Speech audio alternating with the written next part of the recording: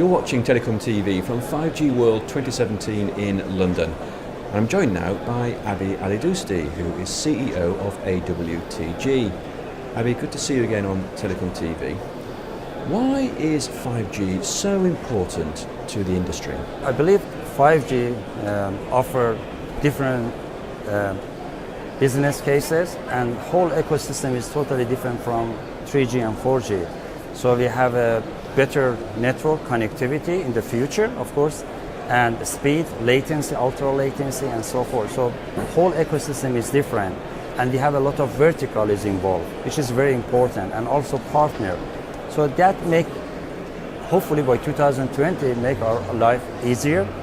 We have used the 5G in our day-to-day activity and so forth. But if and only if we really be honest with ourselves and look at the reality of the challenges we will face in the future, that make a successful 5G. 5G isn't just a new generation of mobile, it's far more wide-ranging than that. So what are the challenges of deploying 5G? Initially, everybody talking about the radio. Everybody think 5G is a radio. So, of course, radio is part of the 5G, but the main challenges 5G has is a vertical and application.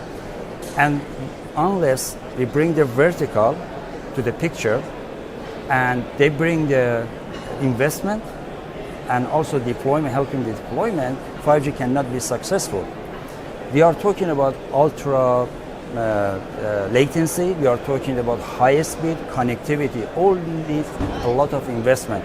Some of the business case is great. For instance, the business case for autonomous vehicle is great, but operator, I don't believe they take the risk because it's very risky for them.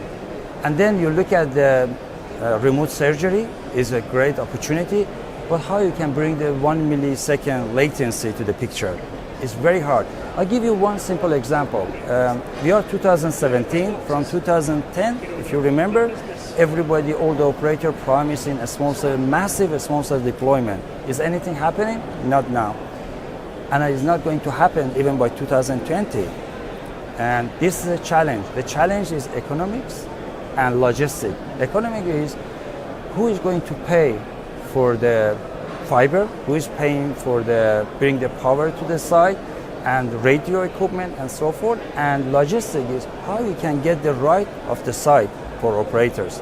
So operator is not willing to spend huge amount of money investment on the 5G. User is not willing to pay extra money for the service, extra service they are getting. So whole ecosystem has a problem. So unless we are not sitting together and really resolve this issue, 5G will be delay and delay and delay. And again, I have to emphasize on this. We are talking about by 2020, we have a LTE advanced with some functionality of 5G. Consumer should not accept, we should not over-promising the consumer. We have by 2020, we have a 5G network. The first full version of 5G won't be ready until 2020. But really, this is only the start of a much longer process. Will the UK be ready for rollout of 5G by 2020 though? We deployed 2014, we deployed 44 sites in Surrey University. And we had 2 months time scale to deploy 44 sites. And we successfully managed to do this. The only reason was we had a good partner, intelligent people in Surrey University helping together, and there is no political involved. So everybody worked, and by 2 months we finished the whole network. If you want to do it 44 sites in central London, maybe it takes 1 year, maybe more. So we believe even to put one site, to get the right of the site for operator, it takes 3 to 6 months. How you want to do 5,000, 10,000, 20,000 small cell in central London? It's not logistic. And then you are talking about massive sensor in central London. Then you have to bring the backhaul. Infrastructure in United Kingdom for fiber is weak.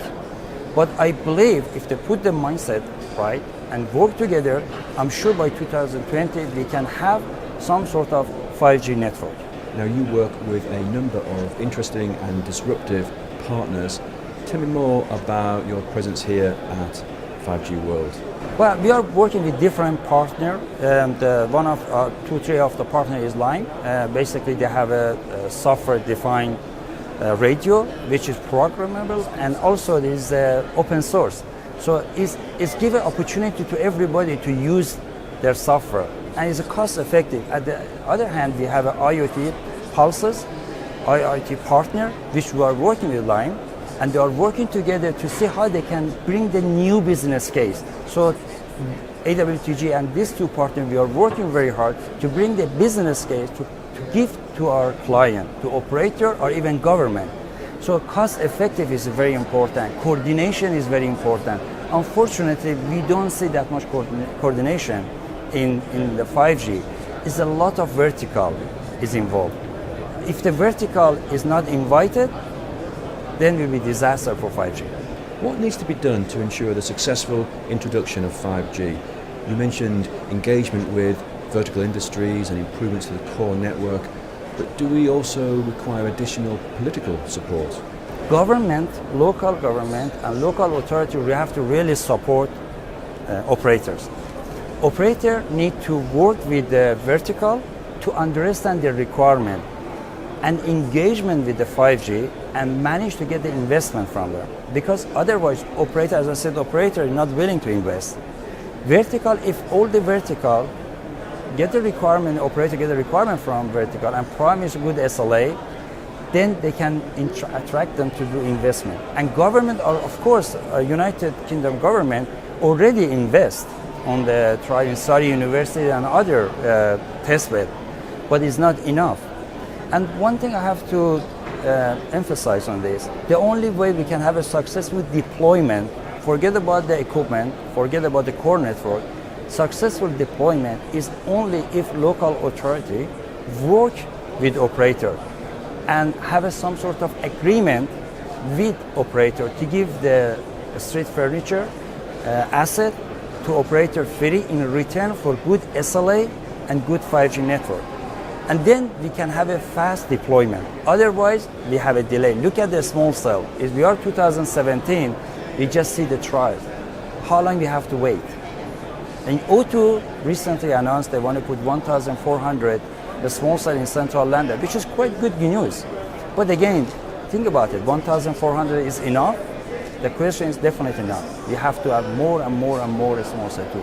We have done the test between London and Scotland, and what we can see, even our 3G is not meet the requirement, and 4G. So they have a lag. Still, we are getting 68, 70 millisecond latency. So how we can bring this latency to 1 millisecond is a challenge. Abi, thank you very much indeed. My pleasure. Thank you.